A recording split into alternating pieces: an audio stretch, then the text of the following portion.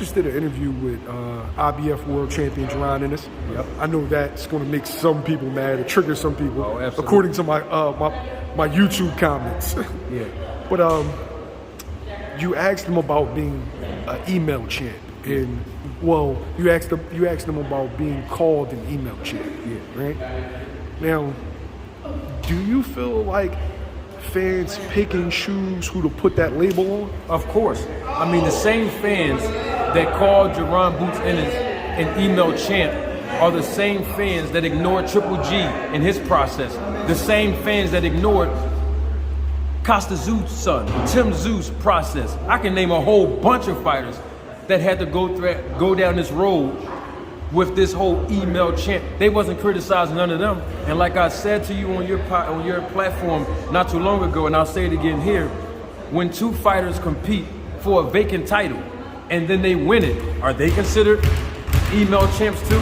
Because the fighter that they fought wasn't a world champion at the time that they fought him when it's for a vacant title. And we know a lot of fighters have gone through that process to become champion in the process of the vacancies of a title. So people pick and choose. I call it selective outrage. So the argument that some of them will make, but yeah, they beat somebody for the title, not necessarily realizing that Jaron Ennis beat Kareem Chikazin for the IBF title, because the interim, explain what an interim champ is. We're going to go through this again. Explain it. I've already done it. When Boots beat that guy, he became the interim champion for the IBF. Now, timeline goes that Bozy then petitioned the IBF even before that fight. So the bottom line is, okay, he's the interim. He's still representing the IBF, but he's the interim. Why is he an interim? Because they're putting together the opportunity for the actual world champion to either defend the title or get stripped of the title. And guess what happens? The interim champion becomes the world champion and represent that sanctioning body. So interim, he's still the champion, but he's not representing the sanctioning body as the world champion, because obviously a world champion. He was facing mandatories instead of Terence Crawford. That's correct. Roman Dealer was the #1 contender. That's correct. So essentially, he absorbed the obligations of Terence Crawford while he was negotiating with Earl Spence for the undisputed fight. Absolutely, and it didn't just happen for Boots in the IBF. This happened in the WBO when Boots was ranked #2. I said it on my channel and I'll say it again. Boots was ranked #2 in the WBO, and you don't have to take my word for it. Terence Crawford said in the live IG himself that Boots' name never came up. But let's keep it all the way 100 and be honest. Boots' name don't have to come up when he's ranked #2 in the WBO, because guess what? David Ebenezer's name never came up. He was ranked #6.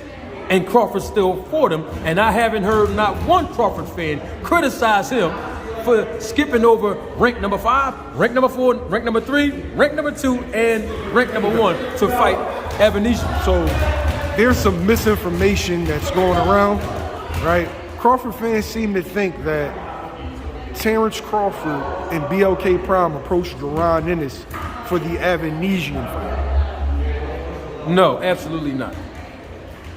I spoke to Neil Marsh, who is the manager of David Ebenezer, and I'm not going to put that whole dialogue out there because I talked to him many times. He was in an interview, and in the interview, he said himself that Bob Arum and Terence Crawford have been trying to get a fight with David Ebenezer, but the timing wasn't right. This is way before Crawford went to BLK Prime. He was still with Top Rank.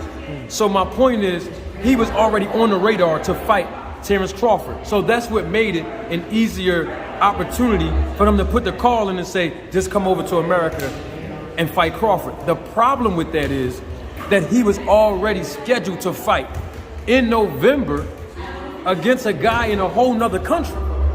So what are we talking about? And let's get the timeline right. Blue Blood reached out to Bozy in January. In January. The Ebenezerian fight was in December. Ebenezer's fight was in December. Let's look at the timeline and stop having selective outrage. And I'm not against anybody having an admiration for a fighter or being a fan of a fighter. The only problem I have is when the fighter becomes fighter over facts.